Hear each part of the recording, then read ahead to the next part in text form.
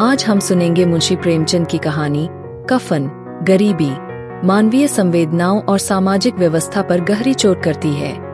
यह कहानी एक गरीब बाप बेटे की है जो अत्यंत गरीबी और बेबसी में जीवन बिता रहे हैं। कहानी का केंद्र है घीसू और उसका बेटा माधव, जो अपनी पत्नी बुधिया की मृत्यु के बाद भी उसके लिए कफन खरीदने की बजाय शराब पीते हैं। घीसू और माधव दोनों मेहनत मजदूरी से दूर भागते हैं।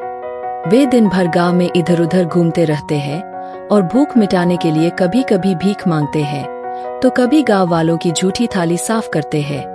घीसू को जब भी कोई काम दिया जाता वह आधे मन से करता और माधव भी अपने बाप के नक्शे दम पर चलता है। दोनों की आलसी प्रवृत्ति उन्हें किसी भी स्थायी काम में टिकने नहीं देती। कहानी की शुरुआत होती है बुधिया के प्रसव पीड़ा से। माधव की पत्नी बुधिया, जो कि गर्भवती है, प्रसव के दौरान तड़प रही है। घर में कोई भी ऐसा नहीं है जो उसकी सहायता कर सके। घीसू और माधव उसकी चीखें सुनकर भी पूरी तरह से उदासीन बने रहते हैं। वे दोनों अपने झोंपड़ी के बाहर आग जलाकर बैठते हैं और पुराने दिन याद करते हैं जब उन्हें एक जमींदार की शादी में बहुत स्वादिष्ट खाना खाने को मिला था। उनके पास बुधिया की सहायता करने का कोई साधन नहीं है और शायद इच्छा शक्ति भी नहीं। वे केवल अपनी भूख की चिंता में लगे रहते हैं। रात के किसी समय बुधिया की मृत्यु हो जाती है। जब सुबह दोनों बाप बेटे को उसकी मौत का एहसास होता है तो वे सोचते हैं कि अब उसे दफनाने के लिए कुछ करना होगा, लेकिन उनके पास इतने पैसे भी नहीं हैं कि वे एक कफन खरीद सकें। गांव वालों से मदद मांगने का विचार आता है क्योंकि उनके पास कोई अन्य साधन नहीं है। गांव के लोग उनकी स्थिति को देखकर दया करते हैं और कुछ पैसे इकट्ठा कर देते हैं ताकि वे बुधिया के अंतिम संस्कार के लिए कफन खरीद सकें। परंतु यहाँ कहानी एक नया मोड़ लेती है। जब घीसू और माधव के हाथों में पैसे आते हैं तो वे सोचते हैं कि इस कफन का क्या लाभ। बुधिया तो मर चुकी है, उसे तो कुछ महसूस नहीं होगा कि उसके ऊपर कफन है या नहीं। वे इस पैसे से अपने लिए अच्छा खाना और शराब खरीदने का फैसला करते हैं। वे सोचते हैं कि जब बुधिया ने अपने जीवन में कभी अच्छा नहीं खाया तो उसके मरने पर उसकी आत्मा को तृप्त करने के लिए अच्छा भोजन और शराब पिया जाना चाहिए। वे बाजार जाते हैं और सारा पैसा शराब और खाना में उड़ा देते हैं। खाने और शराब के नशे में चूर दोनों बाप बेटे बुधिया की याद को भुला बैठते हैं। वे सोचते हैं कि इस गरीब महिला को कफन से क्या फर्क पड़ेगा, उसे कफन के बजाय यह दावत मिलनी चाहिए।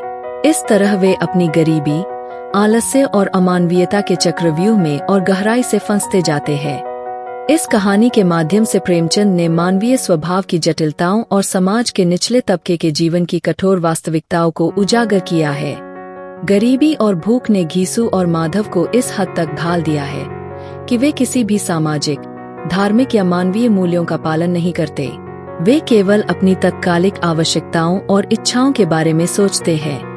बुधिया की मृत्यु भी उनके लिए कोई विशेष मायने नहीं रखती क्योंकि उनकी अपनी जिंदगी हमेशा से अभावों से घिरी हुई है।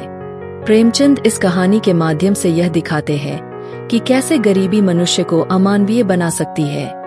घीसू और माधव न केवल समाज के द्वारा ठुकराए गए हैं, बल्कि उन्होंने खुद भी सामाजिक और नैतिक दायित्वों को त्याग दिया है। उनके लिए अपनी भूख और तात्कालिक इच्छाएं सबसे महत्वपूर्ण है, चाहे इसके लिए उन्हें अपनी पत्नी की मृत्यु का भी अपमान क्यों न करना पड़े। कहानी यह भी सवाल उठाती है कि क्या वास्तव में घीसू और माधव जैसे लोग इतने अमानवीय हैं, या फिर समाज की बेरुखी और अत्यधिक गरीबी ने उन्हें ऐसा बना दिया है। उनके पास न कोई उम्मीद है, न कोई सपने। उनकी जिंदगी केवल दिन भर का खाना जुटाने तक सीमित हो गई है। ऐसी स्थिति में क्या वे किसी दूसरे के लिए संवेदनशील हो सकते हैं? कफन केवल एक शारीरिक वस्तु नहीं है, बल्कि यह एक प्रतीक है समाज की उन उम्मीदों और मान्यताओं का जिनका पालन करने की जिम्मेदारी हम सभी पर होती है। लेकिन जब समाज का एक वर्ग इतनी बुरी स्थिति में पहुंच जाता है कि वह अपनी भूख मिटाने के लिए ही संघर्ष करता रहे, तो ऐसी उम्मीदें खोखली प्रतीत होती है। बुधिया के लिए कफन खरीदने की बजाय उसे भूल जाना घीसू और माधव की बेबसी और टूटी उम्मीदों का प्रतीक है। इस कहानी में प्रेमचंद ने न केवल गरीबी और सामाजिक भेदभाव पर वार किया है, बल्कि यह भी दिखाया है कि कैसे इन परिस्थितियों में इंसान अपनी मानवता खो बैठता है। कफन उन सवालों को उठाती है जो हमारे समाज की जड़ता, भेदभाव और असमानता की ओर इशारा करते हैं। यह कहानी आज भी उतनी ही प्रासंगिक है जितनी प्रेमचंद के समय में थी, क्योंकि यह मनुष्य की मूलभूत प्रवृत्तियों और समाज की जिम्मेदारी पर गहराई से विचार करती है। ऐसी ही कहानियां सुनने के लिए हमारे चैनल को सब्सक्राइब करें।